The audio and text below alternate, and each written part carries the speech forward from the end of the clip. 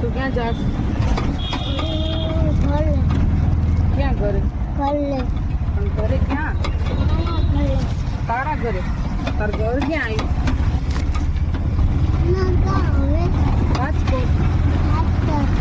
રાજકોટ જા. વાહ. Hello guys, અમે જઈએ છીએ રાજકોટ. એન્ડ આગળ ટ્રક અમને હેરાન કરે છે, આગળ જવા દેતો નથી. પણ મારા પપ્પા પણ કમ નથી, એનાથી આગળ થઈ ગયા છે.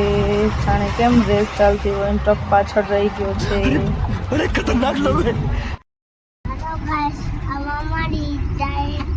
હેલો ગાઈઝ, આ મામાની રિક્ષા છે. એમ દાદાની છે. મામાની ક્યાં ચાહતે હો? કોની છે? નાનાની. હા બોલ ચલ. એન્ડ માહી બેન આગળ બેઠા છે રિક્ષામાં, મારા પપ્પાની બાજુમાં પકડીને. પણ માહી બેનને બીક લાગે છે કે હમણાં પડી જશે. રિક્ષા ચાલે છે બમ્બામાટી. ડેનીભાઈ પગ રાખીને બેઠા છે આરામથી.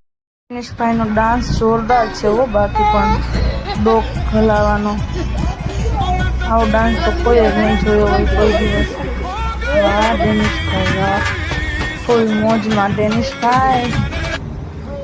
પણ આની પર તો ન બેસાય ને ડેનિશ, આની પર ન બેસાય ને. બિલકુલ રિસ્ક નહીં લેને કા.